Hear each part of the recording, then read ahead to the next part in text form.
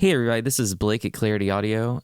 Just had some time this morning before, kind of starting my workday, and thought it would be fun to pull up an old session here and go through kind of one of my productions, just kind of a general overview. There's tons of videos online of people, going over mixes and how to mix and how to produce and whatnot. And most of those I feel like are either people who are actually more of YouTubers than audio engineers. I mean, that's not to say that they haven't engineered or don't know what they're talking about or aren't, extremely great resources. There's definitely value there, but it's a little different than somebody who actually, just works as an audio engineer and doesn't really do YouTube. It's either, YouTubers or people who are working with bands at a extremely high level with much larger budgets than the average local band, let's say. Just kind of testing this out. I've never done anything like this before, seeing if I can get the audio and screen capture right. I thought, hey, I'll use my own band as the guinea pig here, and maybe if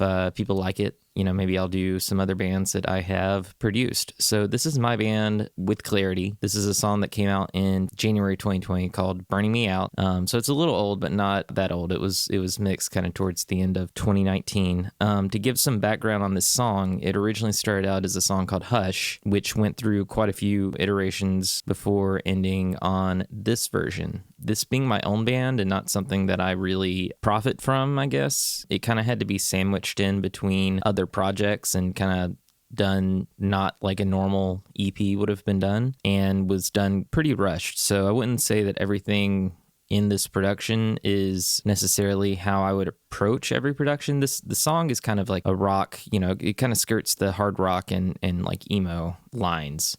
Actually, I can let you hear the chorus real quick.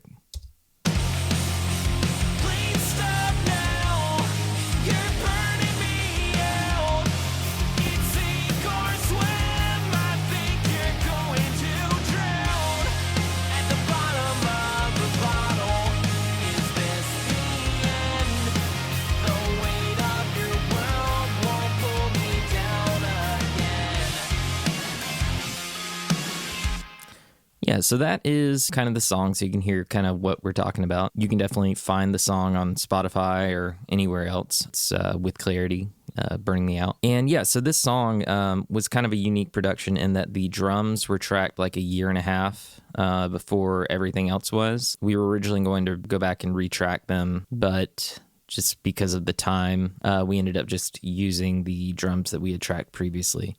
That's not to say that the drums that we tracked were bad by any means. I think they sound great. These were all recorded at my old studio. And speaking of, current studio, old studio, this place is my current studio, which is a pretty big mess right now.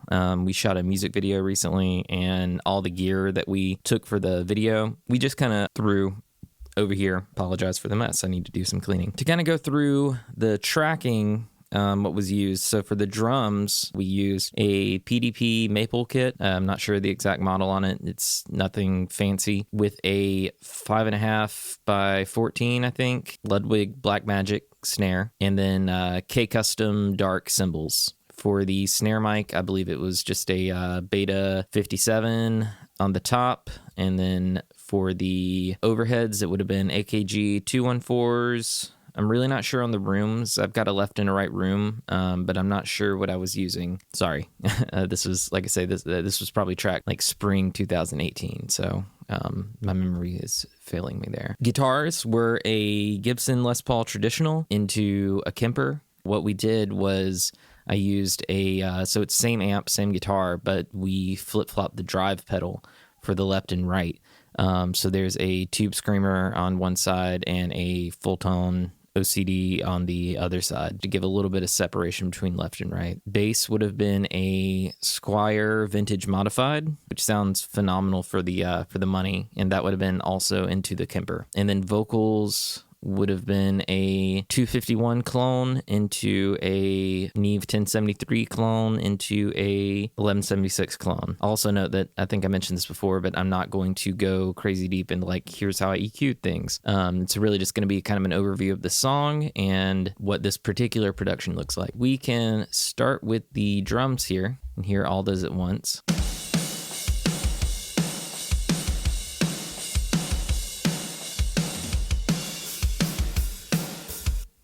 So yeah, I mean, I wanted a bunch of low end from the kick. So the kick for this sound, and just to work quickly and also to make the drums more consistent with the other songs on the album, is literally just 100% sample. We tracked a live kick. I'll play that as well, but here's what you're hearing on the record is 3 kick samples and then a kick room sample as well. Yeah, just to get a massive kick there. Here is the live kick.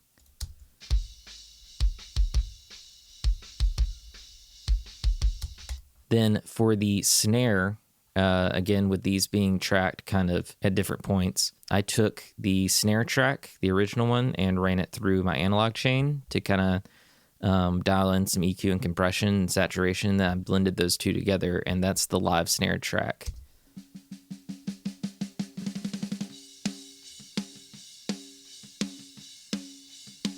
And I didn't gate that because I knew I was going to be using some samples on this just to get that over-the-top massive snare sound. I mean, I know, so a lot of bands I work with, will want less samples, but for my band, I just wanted huge drums, and I really don't care, personally, for my band, how I get those. I'm not a drummer. Don't mind using some samples, and I hate the sound of gates kind of opening and closing on the snare hits, and I know that you can spend some time and dial those in to where it won't do that. And I do that all the time, but for this, I did not. You can see, so this is kind of a common thing that I do is in certain parts of the song, I will add an additional sample just to change the drum sound a little bit.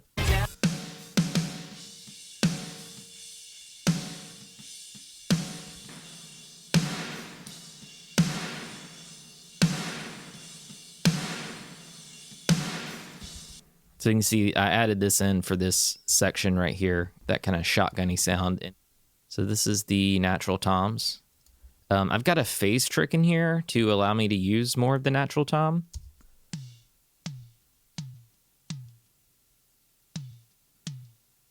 So you can hear there's almost no bleed in there, and that's not a gate. That's that's a phase canceling technique that I've developed that I really haven't seen anybody else use exactly like I use it. I don't really have time to get into that in this video, but it allows me to use that natural tom sound. And if I am going for more of a natural sound, I'll often use that on the snare as well. That's just not what I was doing here. Different strokes for different folks. And then we've also got some samples blended in there, just again, because the toms being natural and everything else, being augmented with samples didn't blend well together. And then another thing, talking about samples and whatnot, these K-Custom Darks are extremely quiet. Well, I wouldn't say extremely quiet, but they're pretty quiet. They're not like a lot of cymbals that really project. I'm getting a lot of the sound as far as the natural dynamics from the overheads, so I'm not using these as just cymbal tracks. They are also capturing a good amount of the kit. So we can take a listen to that.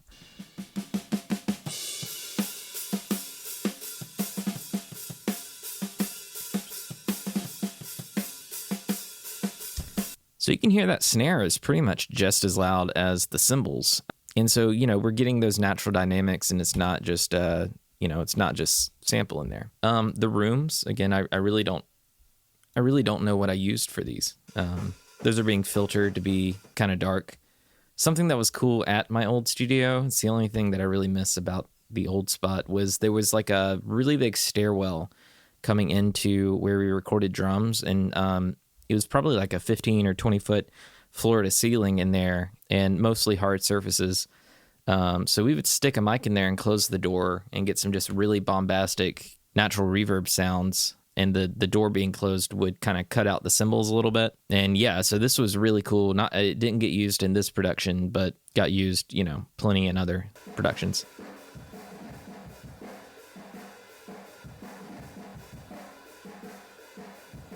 Going down to the bass, we've got 2 bass tracks. I'm pretty sure what I did on this was similar to what I did with the snare. One is just the bass amp through the Kemper, and then the other one is run back through the analog chain, and those are kind of just dialed into taste.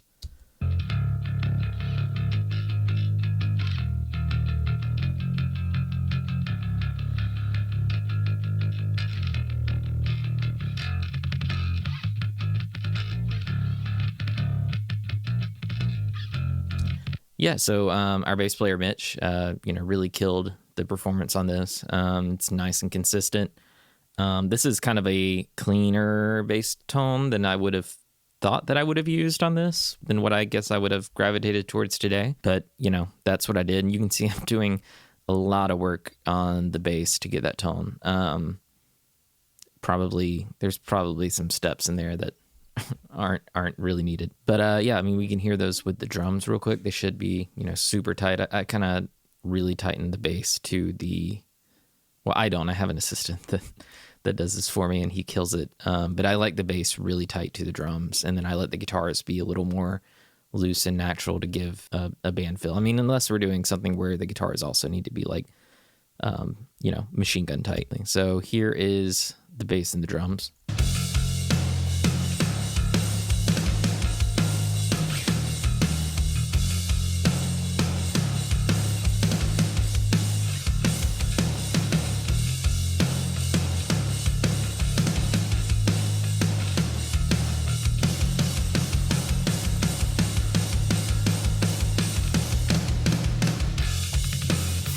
Yeah, so killer job there to both Mitch and Chris, who's playing drums at the time. He's actually playing guitar with Clarity at the moment, and I played guitar on this recording, but I am just singing right now.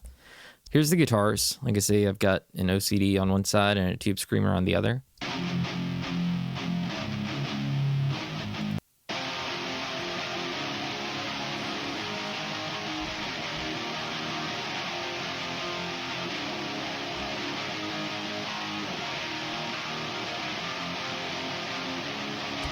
That's guitars.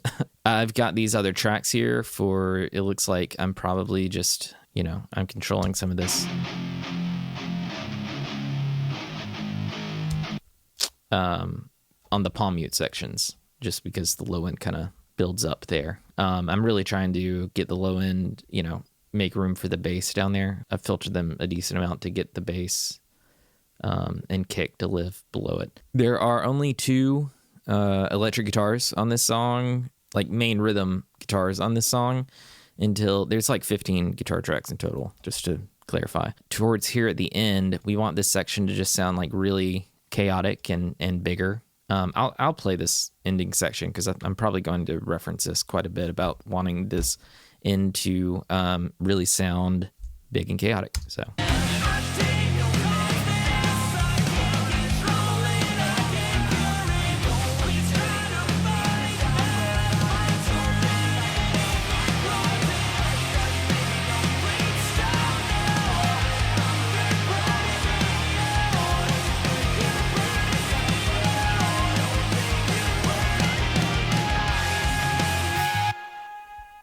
That is kind of how that outro section goes. We add those extra guitars in there.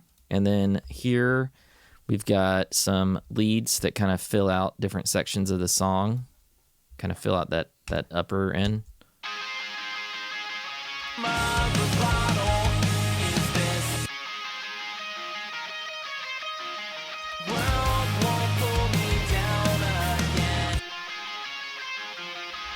There are, down here, we've got an octave plays this part.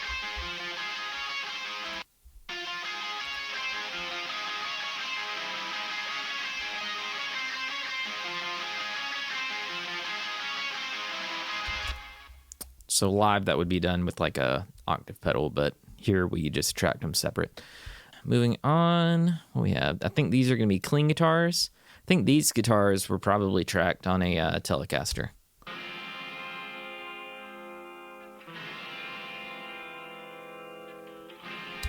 We've got a solo here. The solo is going to be really, reverb and delayed to help it sit in the mix and just sound, awesome.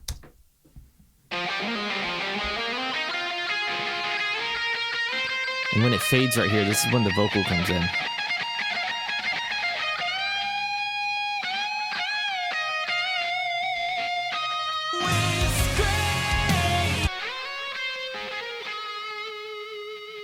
Yeah, so really just trying to get that out of the way once the vocal comes in so that the vocals will take over as the, main focal point again. We doubled this solo, kind of, or I should say tripled it, just to give a little bit of extra width out to the left and right. And these start out as a straight double, and then they kind of do their own thing.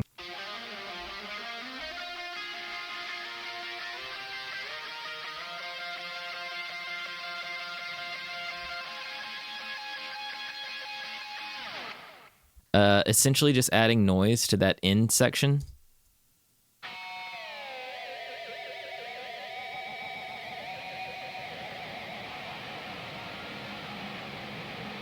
This would be a PRS SE Custom 24. It's the only guitar I have with the whammy bar. And this noise also gets used up here in the beginning before the song comes in. And we had this kind of stretch out until the drums kick in the first verse.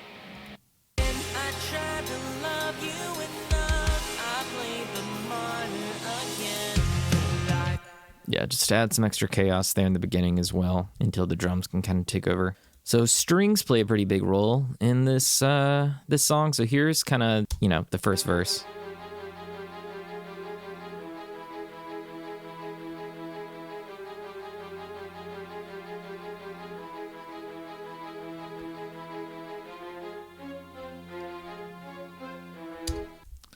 Then moving on to the vocals. So for the first verse and second verse, it's a back and forth between me and Mitch vocal.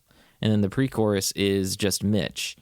And you can see I've kind of got these panned out just a little bit to the left and right for me and Mitch. And that is basically just to give it a little more of that back and forth that, hey, this is two different vocals going on here. And then Mitch's pre-chorus comes in, you know, dead center. These being panned out so little doesn't really like feel like they're panned out, but I feel like once this comes in, and it's also a little like less reverbed out, and I mean there's definitely some reverb and delay on there, but you really hear it like dead center. Try to quit, but the need keeps pulling you in. I tried to love you enough, I played the martyr again. The lies are coming undone, the past you can't erase. Grant me serenity to accept what I cannot change. Hush, hush, baby, don't make a sound. Your world is crumbling all around. You don't want your dirty little secrets out, but I don't think I can hold my tongue. Yeah, so that is, you know, those first verse. You can definitely hear when this pre-chorus comes in, it's like filtered and saturated.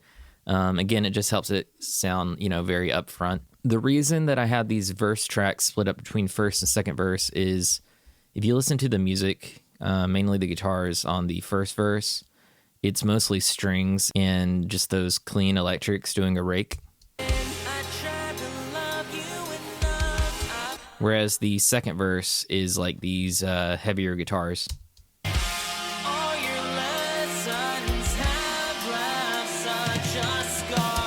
And so those vocals are dialed in, you know, a little different there. You know, these are just like a little more saturated and a little, they have a little more presence to them. We added in these high octaves that sound really bad by themselves, but in the context of the mix, they sound, you know, they kind of fill it out a little bit. And the reason they sound bad is they're like the last thing that I tracked after doing all the other vocals on the song, and so my voice was give out. All your lessons have left such a scar, a healed reminder of everything that you are. Relapse is wearing me down. I tried to pull you out. You burned my life to the ground. So the chorus, which is the section I played, you know, in the beginning, it's a lead vocal, and then there's a left and right double, and then there is a left and right of me doing the harmonies, and then there's a left and right of Mitch doing the harmonies. So here is that. Please stop now, you're burning me out. It's sink or swim, I think you're going to drown. At the bottom of a bottle, is this the end?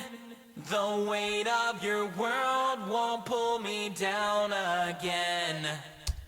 Then the bridge is kind of a same thing. I mean, you can hear these vocals are, saturated and distorted, which you don't really hear in the mix, but it just kind of helps them get a little more vibe to them. So the bridge is, we drop most of the harmonies. Mitch comes in with a low harmony about halfway through here.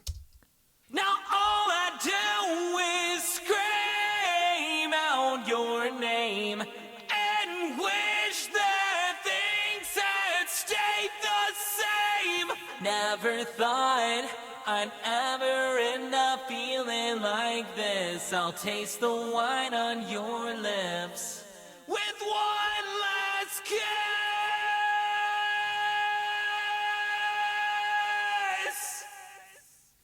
And then the outro is kind of the same thing as far as the lead vocal goes. And then we built these delays that kind of go back and forth and are like glitched out to be exactly how we want them. So it's not just a delay plugin. It's actually doing something. And then we've got Mitch doing these hush hush parts.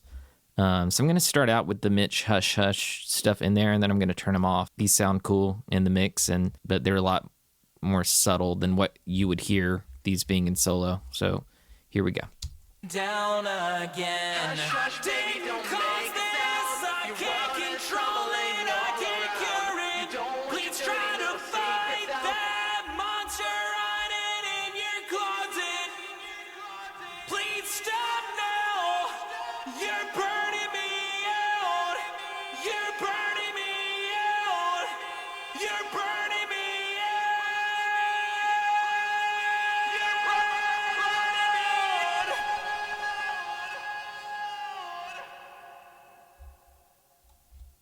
Yeah, so that is pretty much everything in the song. Like I said, if you guys kind of like this, let me know, and maybe I can do some more for both, maybe some more with Clarity songs or other bands that I have produced or just mixed with their permission, of course. But yeah, I hope you guys enjoyed this, and let me know what you think.